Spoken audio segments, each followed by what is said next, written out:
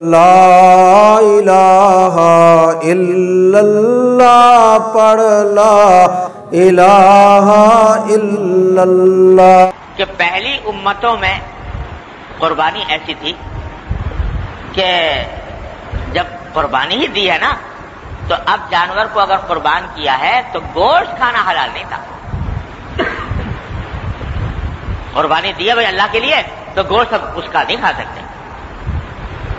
بلکہ پہلے زمانے میں تو قرآن شریف میں آیا ہے کہ اس طرح قربانی ہوتی تھی کہ جو شخص قربانی کر رہا ہے تو وہ کسی پہاڑ پر کسی میدان میں لے جا کر رکھ دیا، آگ آسمان سے آتی اس کو کھا لیتی، جو قبولیت کی علامت ہوا کرتی۔ بعد میں یہ بھی نہ رہا، لیکن یہ تو تھا ہی کہ قربانی کا گوشت کھانا قربانی کرنے والے کے لیے حلال نہیں تھا۔ ارے بھائی جب اللہ میاں کے لیے قربان کیا ہے تو کھاتے کیوں ہو؟ اصل بات تو یہی تھی نا۔ لیکن یہ صدقہ ہے نبی کریم سرور دو عالم صلی اللہ علیہ وسلم کا کہ آپ کے لیے آپ کو یہ خصوصیت فرمائی گئی کہ آپ کے امت کے لوگوں کے لیے یہ فرمایا گیا کہ قربانی بھی کر لو، اس کا اجر و ثواب بھی لے لو، اور گوشت کھانا بھی تمہارے لیے حلال۔ وہی ذبح بھی کرے ہیں وہی لے ثواب الٹا، تو اس کے ذبح کا اس کے گوشت سے فائدہ اٹھانے کو بھی جائز کر دیا اور قربانی بھی ہو گئی، اس کا اجر و ثواب بھی ہو۔ ہمارے حضرت حکیم الامت صلی اللہ تعالیٰ سے اللہ تعالیٰ کے درجات بلند فرمائے، وہ اس کی مثال دیتے کہ پہلے زمانے میں دستور یہ ہوتا تھا کہ جب کوئی شخص کسی بڑے بادشاہ کے پاس یا بڑے سردار کے پاس کوئی ہدیہ تحفہ لے کر جاتا تو کتنا ہی قیمتی یا جیسا بھی ہدیہ لے کر گیا تو بادشاہ کی طرف سے قبولیت بس یہ ہوتی تھی کہ اس کے اوپر ہاتھ رکھ دیتا، ہاتھ رکھ دیا تو مطلب قبول ہو گیا، پھر ہاتھ رکھنے کے بعد وہ اسی کو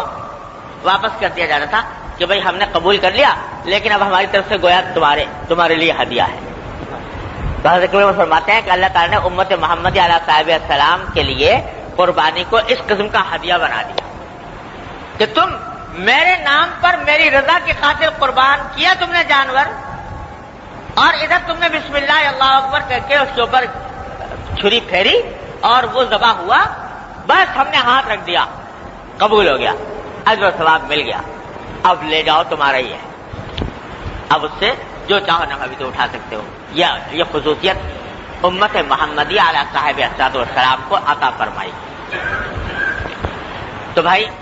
اس جذبے کے ساتھ قربانی کو ادا کرنے کی ضرورت ہے کہ یہ در حقیقت اطاعت باری تعالی اور اتباع سنت نبی کریم سرور دو عالم صلی اللہ علیہ وسلم کا سبق دینے والی چیز ہے۔ اس جذبے کے ساتھ اللہ تبارک و تعالیٰ توفیق دے ہم سب کو یہ کریں۔ اور یہ فرما دیا حضور اقدس صلی اللہ علیہ وسلم نے کہ جس شخص میں استطاعت ہو قربانی کی اور پھر بھی وہ قربانی نہ کرے تو وہ ہماری عیدگاہ کے پاس بھی نہ آئے نماز پڑھنے کے لیے، مطلب یہ کہ وہ بڑا سخت گناہ کا مرتکب ہے، اس واسطے ہماری عیدگاہ کے پاس بھی نہ پٹکے، یہ حدیث میں آیا۔ تو یہ جو پروپیگنڈا مختلف حلقوں کی طرف سے کیا جاتا ہے اس سے ہوشیار رہے اور جو حقیقت ہے عبادت کی وہ اس کو سمجھ کر اس کے اوپر عمل کریں۔